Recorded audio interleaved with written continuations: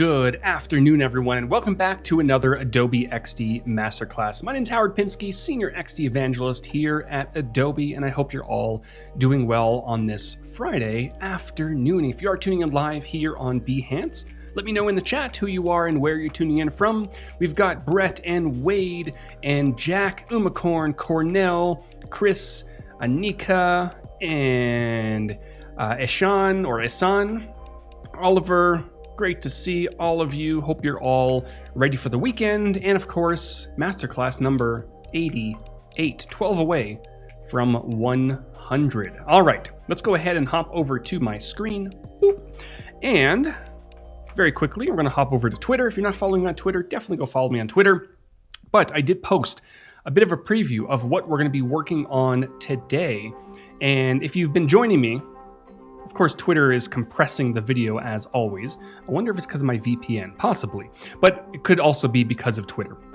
But we have been working on a UI kit, and we took a bit of a break for a few weeks to work on something else. But this is one of the screens that I've been tinkering with as part of this UI kit. And it's, a payment sending / confirmation type of experience and interaction. But what's interesting about this is all of this that you see here, all the different steps, they're all part of one component on one artboard. Technically, that shouldn't be possible in XD because components don't currently support time triggers. But where there's a will, there's always a way. Now, I did upload a video on YouTube on how to do something like this. It was a different interaction, but it was the workaround or the hack that allows you to do it. But I'm going to show you how to do it as well in today's masterclass. So, as a reminder, if you have questions or thoughts throughout the stream, definitely throw them in the chat. I will be taking a quick peek from time to time. So now the entire interaction that I eventually will get to will involve some additional animation transitioning from this screen here, which is where you enter the payment information, and the next screen, which is where you just saw the payment sending / confirmation. And Kevin is saying, live for the first time on Behance watching Howard. Thank you, Kevin. I appreciate it. If anyone else is tuning in live for the first time, throw something in the chat. Something, anything. Maybe an emoji, a happy face emoji or something. Or an avocado. I don't know. All right. So I'm going to go ahead and let's just duplicate this screen just so we have some elements to work off of. We're going to keep some of the elements the same. We're going to be changing quite a few of them, though. So now this one here, because I mentioned earlier that it'll eventually have additional animation and transitions between the two artboards, I have a little bit of a complex setup on this initial artboard. We don't need that here because we're not going to be really focusing on those animations today. So I'm going to very quickly just ungroup some of this stuff. We're going to recreate this, so pay no attention to that. But what I do want, and by the way, I'm going to just preview very quickly.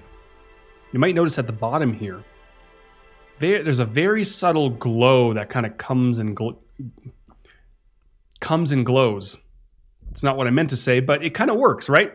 It's a subtle glow that comes and goes. And I made it very quickly in After Effects, and then I exported as a Lottie file, and then I brought it in so that we can use it and it animates when the artboard loads. You can also do that with the hack that I'm going to show you today. But we don't need that right now.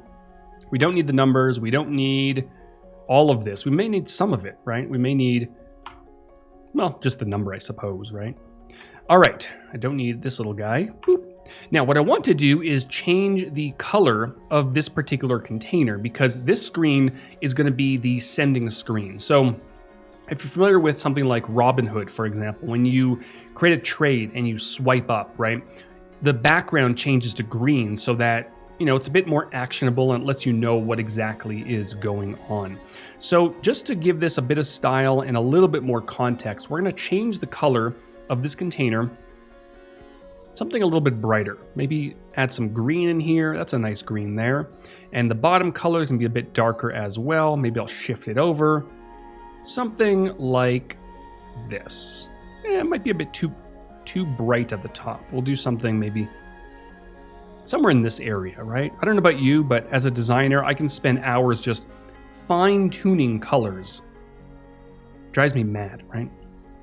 And maybe just for the sake of this design, I'm going to change the color of this as well.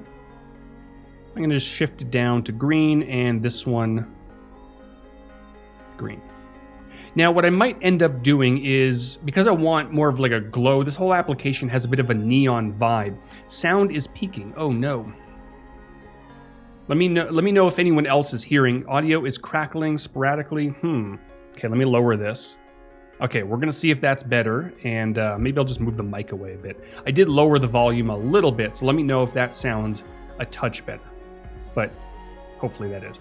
Yeah, so because this whole experience is neon and vibrant colors, I may drop the color here a little bit just so that we can work with some of those neon glows and things like that.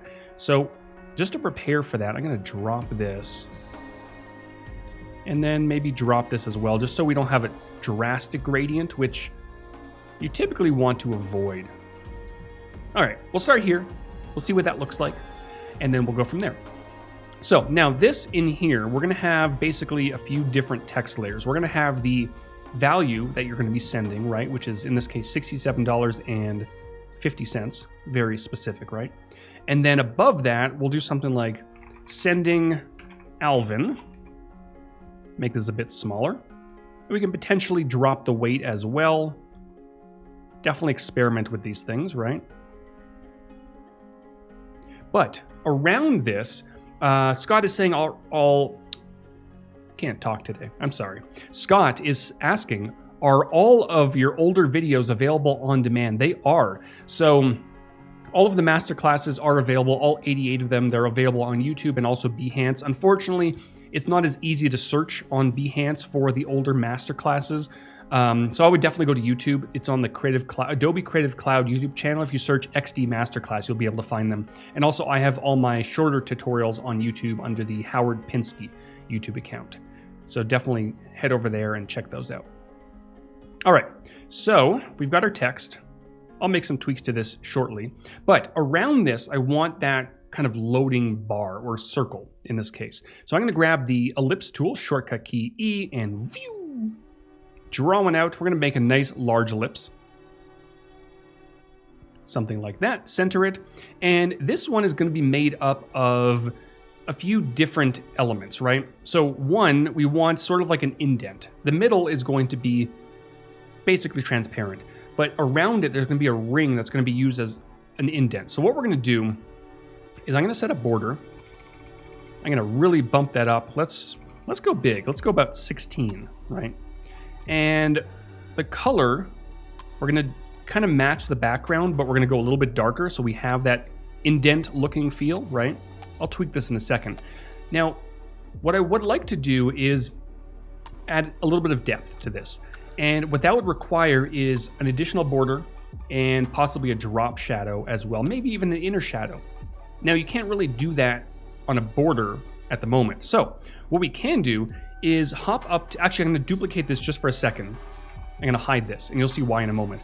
But I'm going to hop up to the object menu, down to path, and then outline stroke. And that's going to take that border, create a fill from it.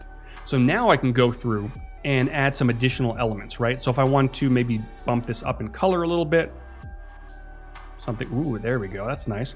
And then I'm going to add a border. Now, of course, don't want the same border as we added last time. So I'm going to drop the border down quite a bit. I'm looking for a little bit of a bevel, right? It looks okay, but the magic starts to happen when you start messing with the opacity. So if I drop the opacity, now we're starting to get a little bit of a, something going on, right? I can make it a little bit bigger, and once you preview it, you can start to see a little bit of a bevel. Now, typically, when you have an object that goes into a surface, like this one is supposed to, you'll also have two things. You'll have an inner shadow, usually on the top, because the lighting is kind of hitting that top edge and creating a bit of a shadow, which creates some depth. And then down at the bottom, you'll have a bit of a ridge down there. Now, we can't add two inner shadows, so we're going to add an inner shadow for the top, and then we're going to add a drop shadow for the bottom. Cornell's saying liked videos or favorites tab on Behance would be really useful. I agree, Cornell. All right, so at the top, we're going to add a bit of an inner shadow, and we're going to drop the blur a touch. Maybe we'll increase the harshness. Bring that down a little bit. Maybe that might be a bit too much. Drop this a touch more. right? Something like that, just to give a little bit. I think it's a little bit too harsh still. Just like that, right? And then down at the bottom, we also want that ridge. And that's where we're going to use a drop shadows. But instead of a drop shadow, it's more of like a drop highlight. So I'm going to shift this over to white. I'm going to drop the blur probably to 0. And then experiment with the opacity. And what I love to always do is just have that preview window open, just so I can see it kind of, zoomed out as I'm designing, zoomed in. And as you can see, as I'm, tinkering with this, we can see the live preview. So we have this really nice looking bevel going around this particular interaction, which looks kind of nice. Of course, I can sit here and tweak it for another hour or two, but we're going to run with this. All right. I'm going to move this, kind of center it a little bit. That could work. All right. Now, on the inside of this bevel, we want the progress circle. So what we're going to do is I'm going to go ahead and unhide the ellipse that I hid earlier. Now, of course, you can redo it again. The reason I duplicated it previously is so that I had the ellipse with the border still intact before I outlined the stroke. Otherwise, I would have to create another ellipse and then create a border, right? But this one we want a little bit smaller. So we don't want it as thick. I'm going to shrink this in a little bit, so I put it on right about in the center. And let's go about 10. We'll see what that looks like. Now, I mentioned earlier that we want a lot of neon going on this application. So we're going to set a color pretty bold, like right about here. We'll start here. We'll see what that looks like. This may be it may be a bit too thick, but we're going to see. Let's drop it a little bit more, maybe 8. We'll see what that looks like. So this is essentially the completed circle, but we don't want it to start at a completed state. We want it to start basically at 0. So what we're going to do is we're going to set the dash and gap values. Now, one trick that I found very useful, if you want to essentially create an interaction like this, is to set the gap very high, because you're going to notice as I start increasing, we've got this sort of thing going on, right? But we want to increase it high enough that all the little segments are gone.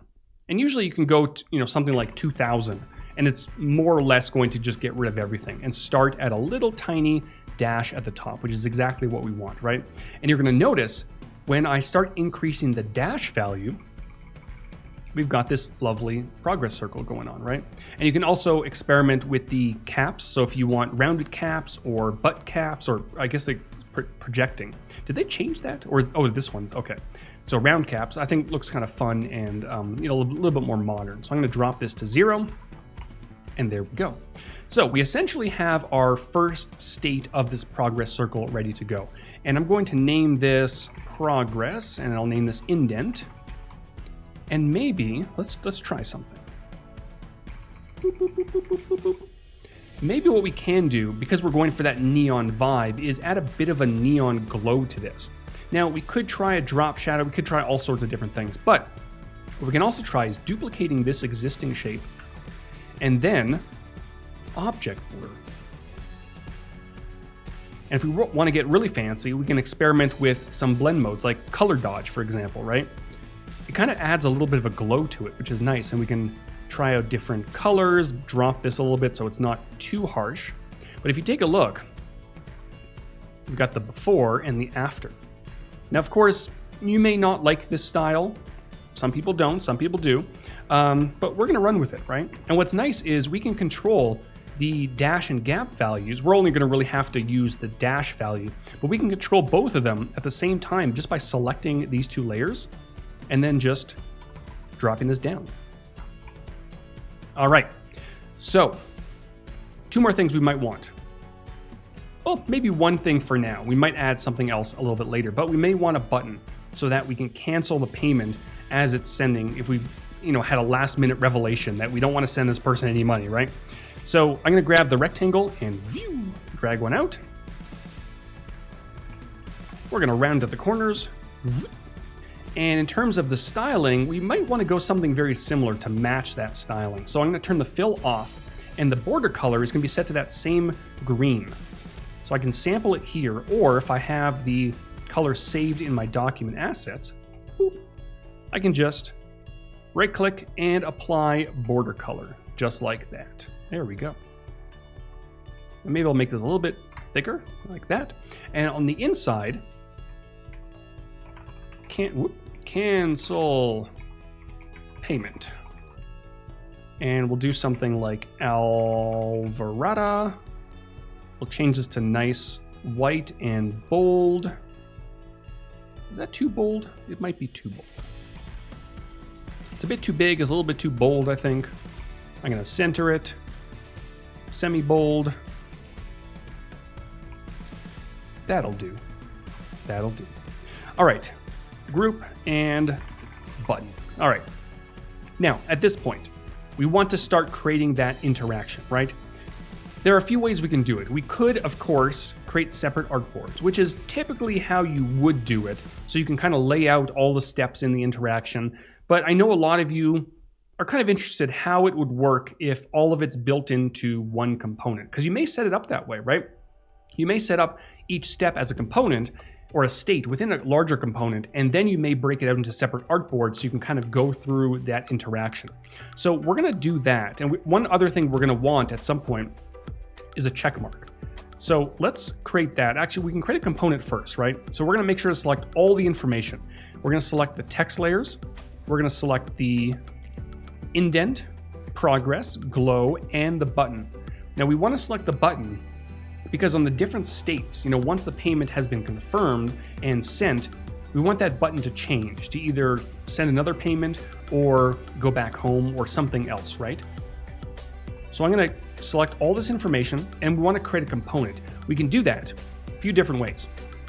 Inside the Properties Inspector, right over here to the left, we can create a component. We can create a component over to the right in the Properties Inspector's over here, over to the right. The other side was Document Assets. I don't think I said that properly. Document Assets to the left, Properties Inspector over to the right, or the Command or Control K shortcut, whichever you prefer.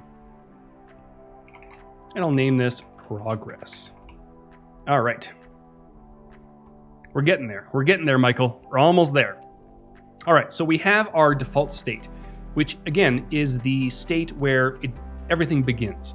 I also want to create that check mark very quickly. So inside of this component, I'm going to activate the square grid Command and Control apostrophe, grab my pen tool and boop, boop, and boop. You know what? That deserves a boop. All right. And we're going to turn the square grid off, make this nice and large. We're going to definitely bump this up in value a little bit, maybe round out those caps, round out the joints. And I do want to kind of pull in some of the colors as well. So if I go back to my document assets, I got it right this time, apply border color. And we may want to apply a glow as well, but in this case, we might be able to just get away with a drop shadow. And if I set it at a nice greenish blue color, something like that, and then increase the blur quite a bit, we can probably get away with it like that. It won't have the effects that something like a color dodge separate layer will have, but I think it'll do the job. I think it'll work. Now, this essentially is going to be displayed right about in the center, right? Let me hide this. It's a bit too small. It'll be something like that, right? But we don't really want it just there all the time. We kind of want it to expand. Now, for now, we're going to leave it as is, right? But on a future state, we're going to animate it a little bit. So I'm going to hide it for now and bring these back. All right, so state 1, just about complete. Let's create state 2. So over within the Properties Inspector, plus button, and new state, and this will be called sending. Now what we want to do is we want to simulate that progress circle filling up. And the nice thing is dashes and gaps animate beautifully in XD. So if I can dive into this component, I'm going to select the glow and the progress and simply increase the dash until it's filled. Now, of course, I can enter a value, or I can just sit here and do that, right? So we have our progress now filled in, which looks great. And then after this, This is where we want that check mark to come into play. And we want a few additional things to happen. We want that button at the bottom to change the text. So I'm going to press the plus button one more time, and this will be payment complete. Now, these text layers we want hidden in some capacity. We could just hide them, right? Or we can add a little bit of motion and maybe move these up a little bit and then drop the opacity to 0. And we want that check mark to appear. Now, like I mentioned, on other states, we may want this check mark to be a little bit smaller so that it can kind of grow on this state. And we're going to get to that in just a moment. Or we can just leave it as is, completely up to you. Make another payment. That looks pretty good. I'm going to actually change the color a little bit. Yeah, I think it might be okay. I don't know. We'll change this just a tiny bit. So now, if I go back to the sending state, this state right over here, this is the state right before that check mark will kind of expand into view. So if I go in here and unhide the check mark, I'm going to double click on it to access the path, and you can see that we have our points 1, 2, and 3. We essentially want to collapse it to the point at the bottom so that the check mark can expand, right? So I'm going to just move these down. It doesn't have to be perfect, because what we're going to do, we're going to get a bit clever with this. We're going to move this right back here and then behind the text layer, right? Just like that. Now we're going to run into a bit of a problem because the check mark is not the same on this state here, the first state, right? So I could go ahead and just now that I kind of know what we want, I'm just going to do this. Now I might run into a bit of a problem. Let me just double check. Yeah, ran into a bit of a problem here because I edited the default state, which, you know, messed with it a little bit. So I'm going to just cheat a little bit and just copy this check mark, which I'm going to name check, from this state. Paste it over here. Don't need this guy anymore. And then on this, where did it go? Where'd my check go? Oh, because I deleted it. Silly me, silly me. So this one I'm going to name check. And then over here, I should be able to delete this. Nope. Bear with me. I'm not thinking things through. That's the problem. All right, payment complete. I will just paste this in here, call this check, and we'll be good to go. This is why you have to really plan out your interactions to make sure that you know, you're doing things properly. But that looks pretty good. All right, so we've got our default state, we have our sending state, and we have our payment complete state. And then we may want one additional state which brings in some additional text that just says you sent Alvin X amount of money, right? So we're going to do one more, new state, and we'll just name this final. There we go. And here we're going to bring back the text layers. You sent Alvin. Going to move these down. And then we can dive into the check mark one more time.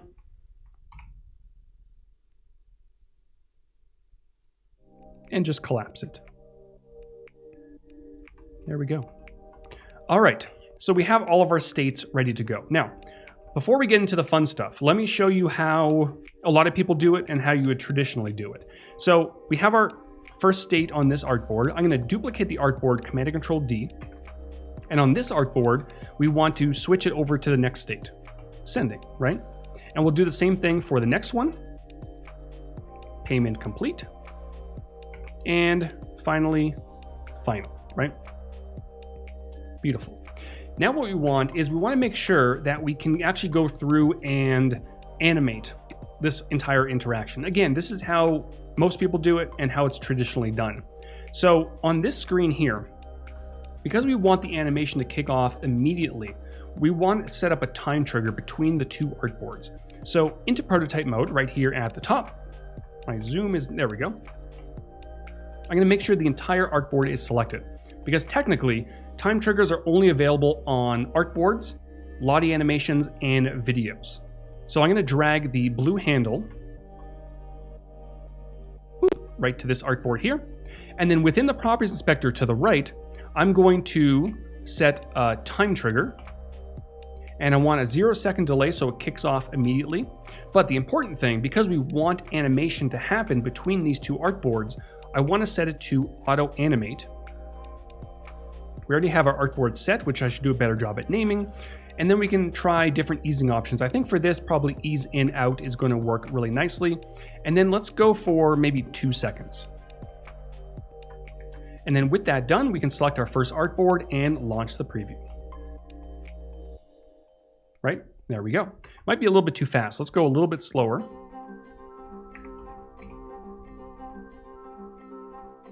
That looks pretty good. Now, from this artboard here, what we'll want to do is transition to the next one where the check mark lives.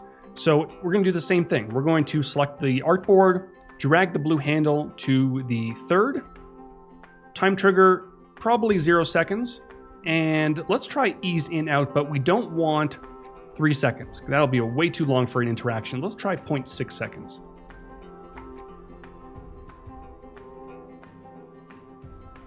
A little bit too slow, I think. So let's slow that down, speed that up a little bit to 0.4. That could work. And I'm just replaying this by holding down my command key and pressing return on my keyboard. And then we want basically the same thing over to this artboard here.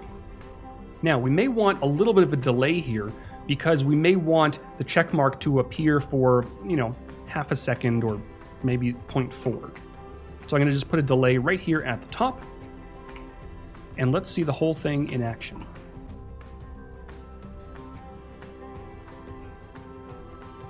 Might want a little bit of a longer delay, just a slightly, maybe let's try 0.8 seconds.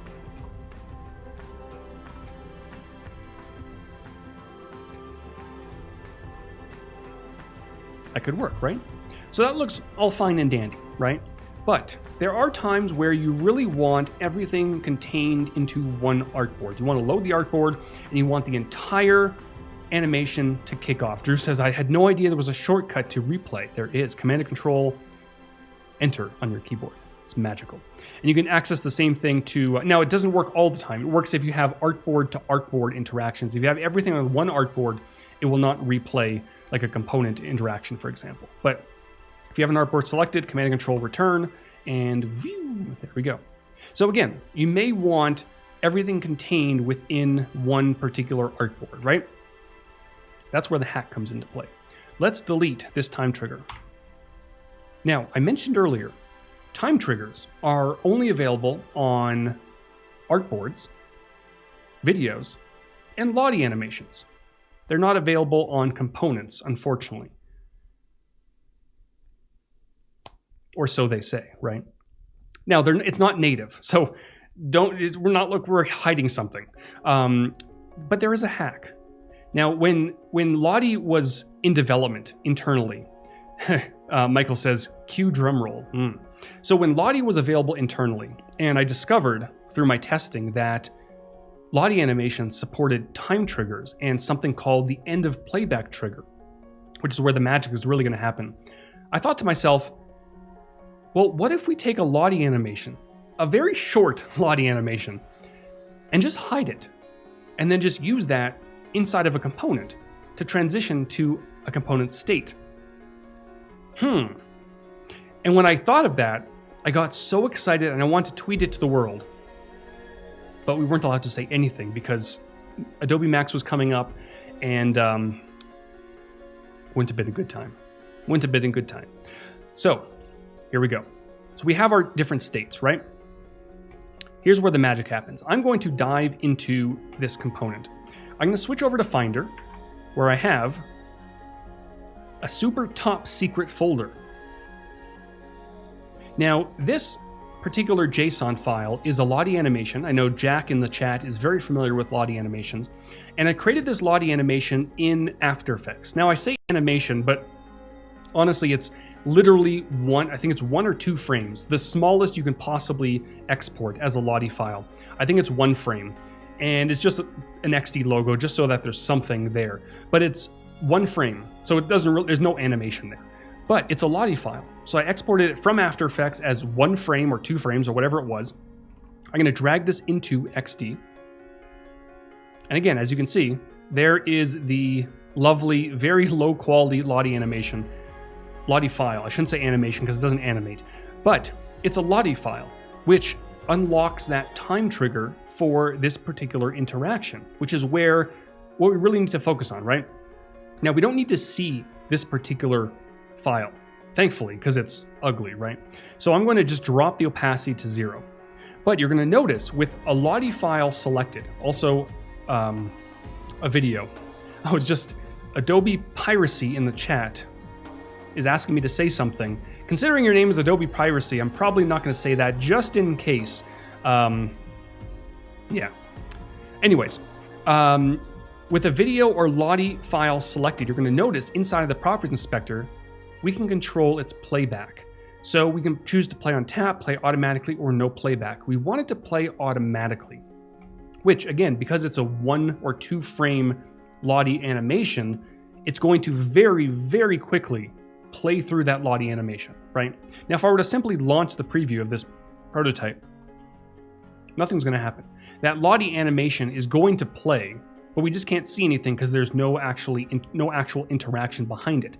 But if I hop into prototype mode here at the top, we have our little wire coming out of our Lottie file, which is what allows it to play automatically. And as you can see over in the Properties Inspector, we have a time trigger on this Lottie file set to 0 seconds. So it will play automatically. And again, because it's 1 or 2 frames, it'll play very, very quickly. But what we want to make sure to do is take advantage of that end of playback trigger. So if I press on the plus button over here to the right, I am going to choose the end of playback trigger within the Properties Inspector, right here. And what this will allow to happen is once the Lottie animation completes, it's going to perform the action set from the end of playback trigger, right? So we can have auto animate, transition, we can have a bunch of different things, right? And again, 1 or 2 frames, so it's going to kick off and finish immediately. And we'll want to select our next destination, so our sending state, right? Which is right there. And we essentially want to mimic the interaction from artboard 1 to artboard 2, which was, I think it was ease in, out in 3 seconds, possibly, right? So we have our time trigger on the Lottie animation, which kicks off immediately and plays very quickly. And then it'll immediately kick off the end of playback trigger, which will transition using auto animate to our sending state. So if all goes well, I should be able to launch the preview. And just again, if I select the artboard, nothing is going to the second artboard, right? You know what? Just to prove this to you, I'm going to delete all of these. So if all goes well, I should be able to launch this artboard and the interaction is going to kick off. Magical, right? So again, technically, time triggers on components are not supported and not available, but it could be done. Now, if you go to YouTube, youtube.com/Howard Pinsky, there is a video that demonstrates this particular hack or workaround. And in the description of that video, maybe Wade can find it on YouTube, there's a link to download this very, very, very complex 1 frame Lottie animation. And I say complex, it's actually not complex at all. Literally a 1 frame or 2 frame animation. But by the way, this is what a Lottie animation looks like behind the scenes. I don't know what any of this means, probably means nothing, but yeah. Anika is asking, as someone just starting out with UI and UX and XD, would you say masterclasses should be my first step or the creative, definitely the creative challenges. Start there, because I usually go a little bit deeper in these masterclasses. I try to kind of go through the basics, but I don't typically go through processes like the daily challenges typically do. Mostly because I don't have enough time in a full hour.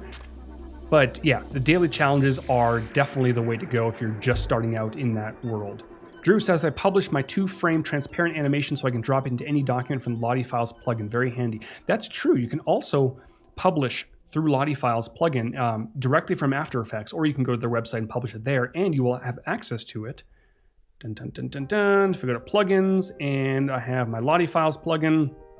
I'm not logged in, but if I were logged in, I can access all of my uploaded Lottie files, which is wonderful. All right, so using the same trick, we can continue this process and build the entire thing directly in. Tim says, I wonder what the next iteration of JSON would be. L Vine, probably for like Levine, Jason Levine. Maybe. You should pitch that to somebody. I don't know who, but pitch it to somebody. All right. So because we added that Lottie file to our default state, if I go to my sending state, that Lottie file is going to be there as well. So I want to make sure that we have it set to play automatically. And in prototype mode, we're going to add the end of playback trigger, and we're going to transition to our payment complete state, which I think, let's try a snap this time. Why not, right? 0.4 seconds.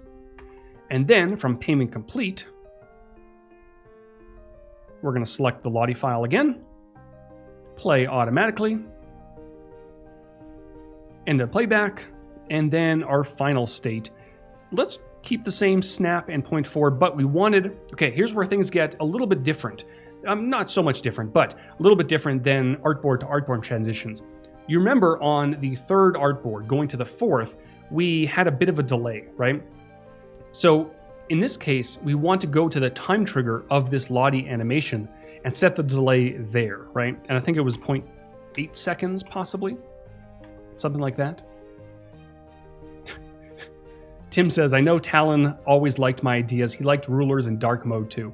And yeah, it's not like we don't like rulers or dark mode. It's just priorities. Tim knows. All right, so now let's play it again. Boop. Here we go. Whee. Bloop. Done. And all of that was contained in a single artboard, in a single component with a few states. And even though, again, time triggers are not available to transition from component state to component state, you know, there's a way around it. There's a way. Alex is asking, where can I find your previous live sessions? Good question, Alex. So like I mentioned earlier, you may have just joined. I did talk about it earlier. So on Behance itself, I don't believe there's an easy way to find masterclasses. I've been trying to, create a page or something to make it a bit easier. So my suggestion would be go to youtube.com/Adobe Creative Cloud, and then you can search inside of a channel and just look up XD Masterclass, and you'll be able to find all of them there. Hopefully one day we can build a better catalog into Behance, but until then, I would definitely suggest going to YouTube. There's also the, on Behance, there's a UI and UX section. If you scroll back enough, you'll be able to find some in chronological order, but there's also other streams mixed in, which are amazing streams. But if you're just looking for my masterclasses, I would definitely suggest YouTube. All right, Kevin is asking, is there a tangible benefit to setting up the prototype in a single artboard versus the traditional way? It depends. Tangible benefit? Probably not. Sanity? Maybe. Sometimes if you have a very large document with a lot of artboards, you may not want, 1, 2, 3, 4, 5, 6 different artboards for one single interaction. You may want to kind of just keep it all into one. But for the most part, having them on separate artboards is probably fine. And it really does help for your developers as well, because if you are sharing a design spec with your developers, they'll be able to see everything kind of laid out in front of them. So they won't have to guess what interactions are what. Plus, using this workaround, your developers probably won't like you very much. All right. Now, one more thing we can possibly add, because we have our default state, we may want to add additional buttons or additional something. And it kind of does help. I guess this is a tangible benefit, I suppose. But if you have everything on one artboard and you want to change maybe, the position of the user at the top here, You won't have to make that change on all the other artboards, unless of course you made this into a component as well, which I would definitely suggest you do if you know you're going to have multiple artboards with this specific element. You can also make, one large component of all of this and then have that on a different artboard. That's for another day, right? So I may want maybe another button down here to pop down when the payment is complete. So what I might want is on the default state, I'm going to duplicate this, and we'll do something like back home. Now I don't want it to be seen initially, so I will drop that to 0% opacity, and I essentially want it to pop out in the final payment or payment finals state. So I'm going to just bump that up and bring this down, let's say about 16 from that button. And I'll do the same thing over here. Of course, I could also copy and paste it to make my life a little bit easier.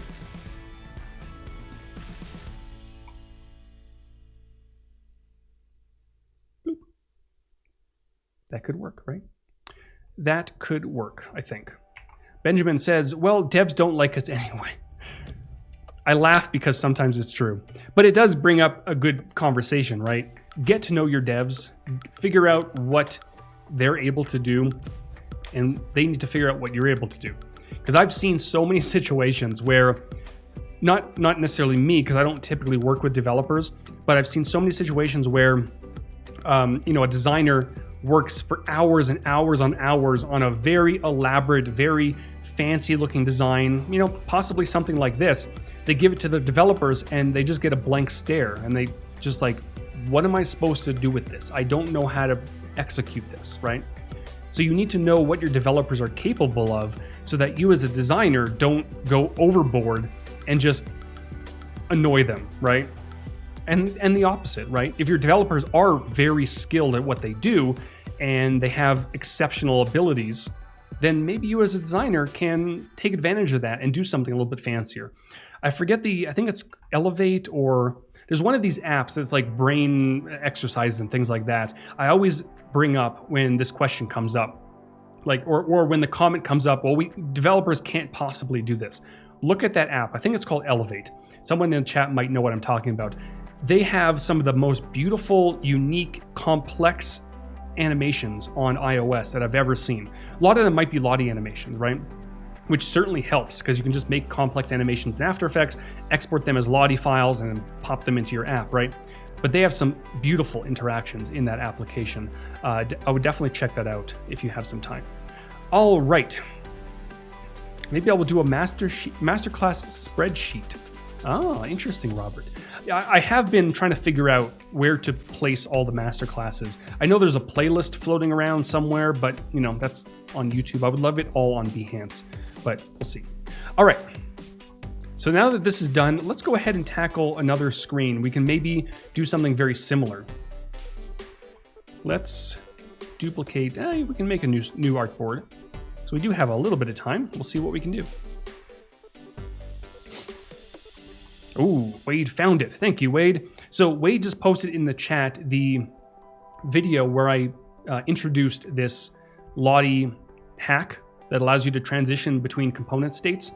And inside of that description is I think it's hosted on Dropbox, is the place where you can download where is it?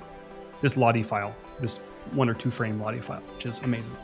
Yeah, okay, so I think Chris confirmed Elevate. Yeah, they have amazing animation. I haven't used it in a while, but yeah, their interactions and animations were just beautiful. And if you're concerned that something is not possible in terms of animation on iOS, and Android, I'm sure supports some of that as well, check out that app. It's wonderful.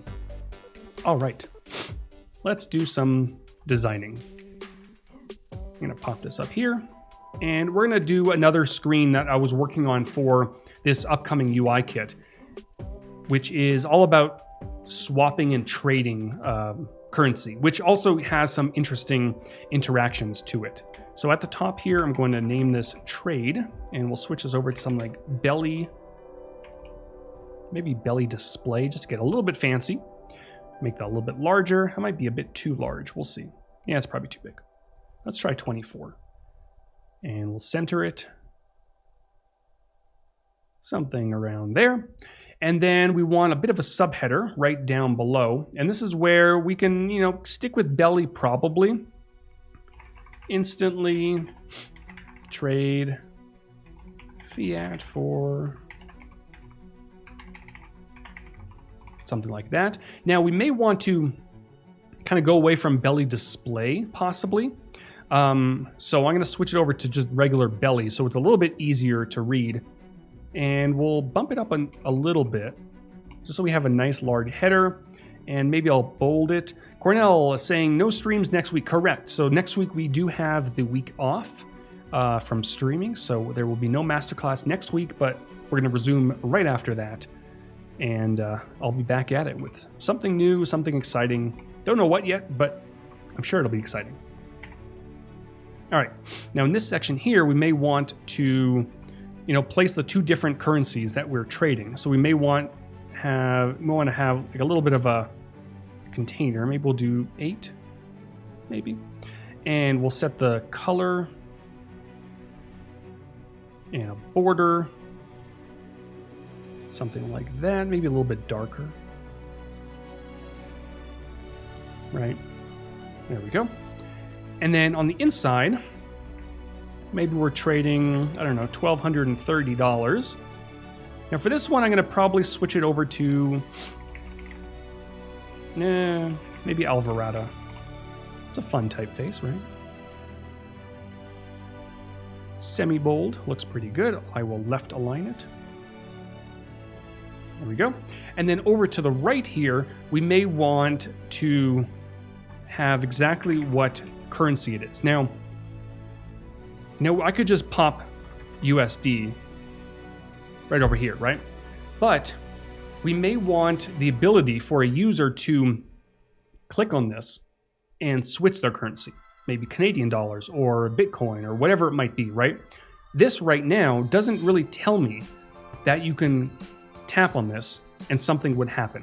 So we need to change up the way this looks a little bit. So we can do something like maybe add a little bit of a container.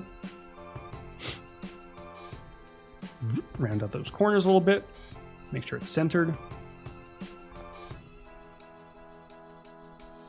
Maybe I'll darken this. And then add a border. And then inside here, we can start placing some of this information. So we can put USD here, right? Which looks okay. I'm going to make it a little bit smaller as well. It looks okay, right? But it still may not tell users that this is something that can change the currency. So I think in this case, something like an arrow, 1, 2, 3, should work quite nicely. It's a bit big, but round those out. Shrink it down a little bit. Pop it about here. And that should be a bit better, right? Please play lo-fi music, Alex is saying. This is actually, what is this? Chill Hop Records. And they do have a bunch of lo-fi type of tracks. The reason we play the Chill Hop Records is because we have a license with them. So we're able to use these in our masterclasses and not have to worry about copyright strikes or any sort of licensing issues, which is important. Also support artists, which is also important. All right. Might be a bit big, I think. Shrink it down a touch. Add a little bit more blue in there, something, I don't know. I can tweak the colors. I know Drew is asking about colors and UI kits and things like that. So in the actual UI kit that I'm building, I do have defined colors and character styles and all that fun stuff already set, but I'm working on a new document, so I don't have any of that stuff with me. Chill Hop is great, I agree. Let's duplicate this down for the second currency. And this one might be possibly Bitcoin or something like that. So if you're familiar with cryptocurrencies, you know there's like a lot of zeros and stuff. This probably isn't accurate. 1230 to 0.4. It's probably actually more like 00, 0, something like that. And then over here, Actually, that would probably be more closer to Ethereum, possibly. Well, this one would. Anyways, so in here, I might want to change this to, let's say, Ethereum, right? Now, what we can also do is we can make sure that this particular group has padding enabled. So if I turn padding or stacks on, right, what I'm able to do is just dive in here and start typing things out. So if I do maybe, let's say, right align it, it's going to automatically resize. So if I did want to type out something like Bitcoin, right, it's going to automatically resize that container in the background, which is great. And then on top of this, maybe to get a little bit fancy, because we're all about getting fancy, I might want to put a little bit of a something or other. Don't know what that would be called, but it's something or other, just to let us know that this is what we're swapping, right? So we're gonna maybe create a container that looks like this. Maybe we will sample the background, right? Maybe add a bit of a border back there on the center, just to give it a bit of a bevel, right? And then on the bottom, very similar to what we did with that other indent, we're going to add a bit of a shadow, or I guess a highlight, I suppose. There we go. And then I can duplicate this, maybe move this inwards a little bit. And this one, we're going to have a border on the outside. Something like that, right? Maybe I'll drop this a little bit. Don't need the drop shadow.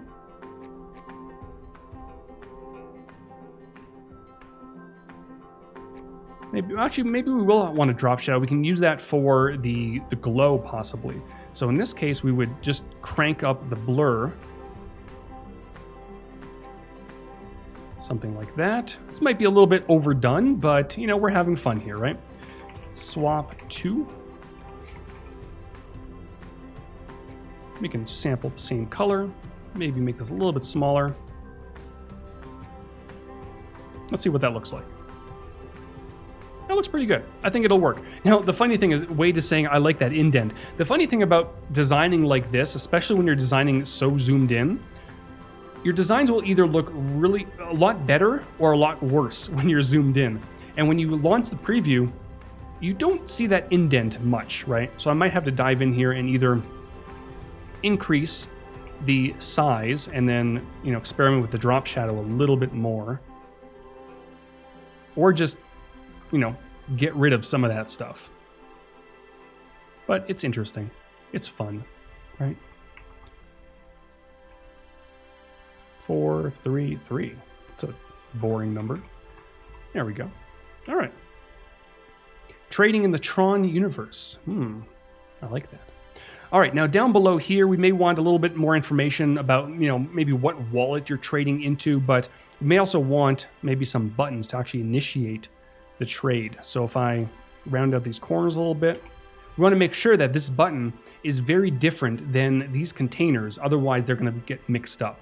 So if I, you know, choose a color, a nice solid color like this bluish purple sort of deal here.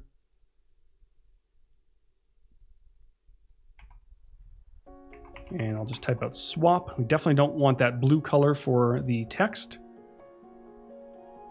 A little bit, that might be a bit too big. And we will bold this.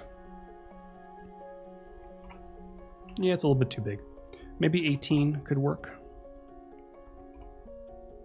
I don't know. It'll do, right? It'll do. I'm not loving this color. I think it's clashing a little bit too much with the darker background, so I'll do something like that. And this will be our first button, and you know, we can turn this into a component very quickly and create a secondary state. And maybe we'll set the fill at nothing and set a border, something like that. And this could be for change wallet, right? So we can duplicate, swap that over, and now we have the start of our trading screen, which will definitely continue to evolve and include some additional interactions, some extra information, maybe down at the bottom, latest transactions, so on and so forth. But that is going to wrap things up for me for today. Big thank you to everyone who has tuned in. Kyle T. Webster is coming up in just a few minutes. And again, no masterclass next week, but I will be back the week after with some more goodies. Thanks, everyone, and I'll see you next time.